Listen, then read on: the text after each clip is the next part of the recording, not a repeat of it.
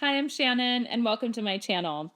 I recently did a little bit of a discovery into Victoria Beckham perfume. So I have the discovery set here, and I just want to do a quick review. There's 4 fragrances in here, so there's nothing, there's nothing crazy.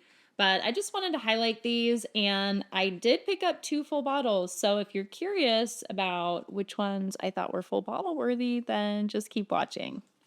So, the first perfume, let's talk about the perfume that probably has gotten the most attention recently. Spoiler alert, I'm talking about 2150 Reverie. Now, this perfume, by the way, comes with these adorable little cards, which kind of gives you the rundown on the perfume, which I love. So, this perfume, it's marketed as a vanilla pod kind of cacao perfume. And what she's done with these is she's taken a scent memory from her past, from her career, from different points in her life, and then associated with the perfume. So I love that. I think it's very creative. And I was really impressed with the presentation and the storytelling behind the perfumes. The background for this one is the ambience of Java nights in the memory of 2150 Reverie, which maybe is a place. The grassy scent of tobacco leaves carried by candles in the tropical evening wind, the plush trace of plum on the lips of another, the earthy rawness of vanilla pods with tonka beans blending with cedarwood of the land. So she touches on a couple things here. There is a green tobacco in this, and I definitely pick up on the vanilla in here. I'm definitely getting that green tobacco with vanilla. I can also smell a little bit of that plum, and it almost smells slightly like earthy, slightly smoky even. Just a touch of it though, not overly smoky. I think this is really uniquely done, and the cedarwood at the base of this, I think, really just again rounds out this perfume. This doesn't smell like anything in my collection, and I think with the notes that she pulled together, I'm kind of surprised by that. This is a very unique and addictive scent. I will say you have to like a very dry, earthy profile. That's mostly what I'm getting with this. It actually, I don't think it says that there's cacao in here, but I do get this kind of dry cacao vibe. And it's probably what I'm picking up on the tobacco leaves with like a hint of sweetness from the vanilla. But you really do kind of have to like that dry, like almost bittersweet profile. This one's worth checking out. I really enjoyed it. I'm very happy to have it in my collection. The next perfume I want to highlight is called Sweet 201, and I have the little travel spray here. So let's give this a sniff. Now, this is a very departure from the previous one. This to me is a much more opulent scent. Sweet 302, so okay, hotel room vibes, maybe a little bit more sexy. This has a dose of black cherry. It's got peppercorn in here, so it's a little bit of a spicy cherry. There's a touch of rose, there's a touch of violet and musk in here.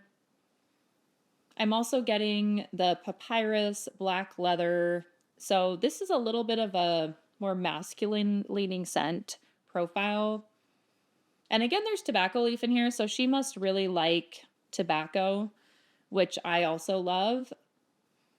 Now, it's interesting. So when I was just trying out the discovery set, this was actually one that I thought was a standout.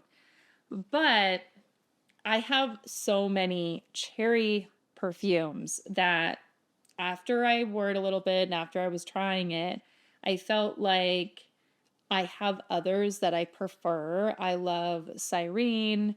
I also love French Defense, which I don't own, but I think if I had to choose between the two, I might go with French Defense that also has a very black cherry note, a very rich and ambery cherry in that one. But I think this is much more unisex. So if you like more of a like dirty cherry with tobacco, there's black pepper, there's a lot of edgy stuff going on in here, which I think is really cool. This is a great scent. I'm actually not saying no to this one. I'm just saying I don't think it's not one that I picked up immediately. So I'm going to keep playing with this one. I think it's a very well done perfume. These are all very well done and actually really impressed me. Up next, we have Portofino 97. This is a really fun blue bottle, and I don't have it with me. So let me just spray this. And I'm like, what am I doing? I'll just spray it on the card. They gave me these cool cards that I think you can just spray the perfume on. This is probably the most mass appealing of the four. It's super likable. So this one, Portofino 97, this is capturing the essence of being in Portofino in the Calabrian bergamot. There's black pepper. It's the essence of crisp white sheets and incense and amber. There's some patchouli, vetiver, and just kind of a mix of a lot of scents, mix of a lot of different notes. Again, I would say this is the easiest one to understand. I'm getting a lot of freshness. It's actually quite sweet. And yeah, it dries down actually very sweet. And I think when I was trying it out, I liked it. And I think it's a super likable, agreeable scent. There's some citrus and there's some freshness in here, and there's a little bit of depth. There's patchouli, there's some incense. So this is not a boring, just off the shelf designer perfume at all. But there's something about it that out the gate just didn't wow me enough to go pick up a bottle. So I'm going to have to keep playing around with this one. Kind of similar to the Sweet 302, where because I think I have such a large collection, I have other perfumes that probably do something similar. So I'm going to keep playing around with that. I'm not ruling it out because I also just happen to love these bottles. They look like a flask. They're very cool. They're very chic, which I should expect nothing less from Victoria Beckham. But those two right now, so Portofino 97, maybe when the weather warms up a little bit, because I feel like that's a little bit more of a like warmer spring scent, maybe I'll start to vibe more with that one. So up next, I have San Ysidro Drive. So here's the card, and spoiler, here's the bottle. This is such a fun yellow, and San Ysidro there's like gold lettering on here. It's really hard to read. So let's see if I can read this. So this captures mending and motivating the spirit of mindfulness in the memory of San Ysidro Drive. So some memory that she had in this place. So this is a standout. I just quickly, when I got the discovery set, was like, oh my gosh, I need to smell these all. So I'm going quickly through the set, and I smelled San Ysidro and I was like, whoa, what is that? That's amazing. This one to me was the standout of the four. I didn't look at notes. I just was testing it just straight out, like what was my first impression, and this one absolutely caught me. Let me spray this. This one has a tartness to it, and I didn't realize at the time that it technically, I'm like, technically, but I don't want to scare people. This is a rose oud perfume. Now, I don't own any rose oud perfumes, like literally zero in my collection. I don't own Oud Satin Mood. I don't own Scherzo. Like, it's just not my thing. I'm not even like that much of a rose person, although I do have quite a few, but I'm picky.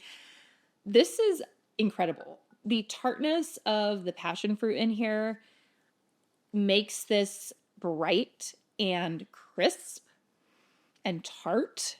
And I think it's very tart. It's deep because it has oud in here. There's black amber, and there's vanilla and incense and the rose.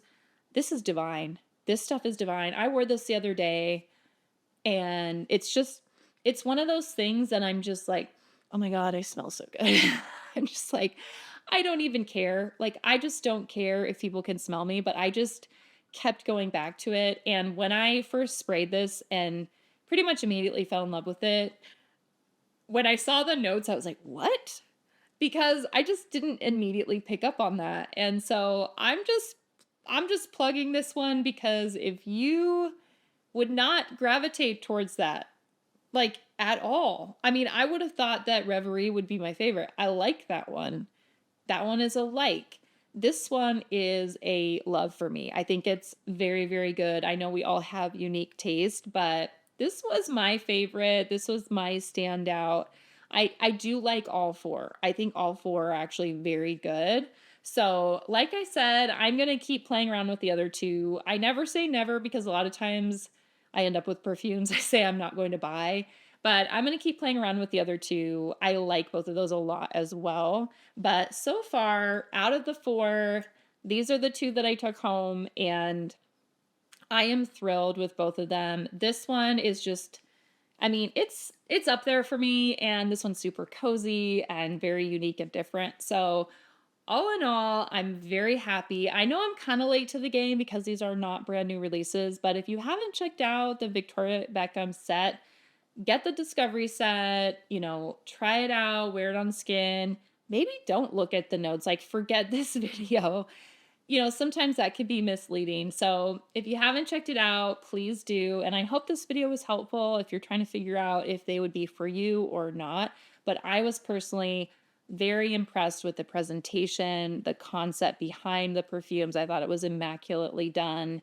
And I'm thrilled with discovering these new perfumes. So I hope everyone has a wonderful day, and I'm so happy to see you here. If you like the content, go ahead and like and subscribe, and I'll see you back in another video soon.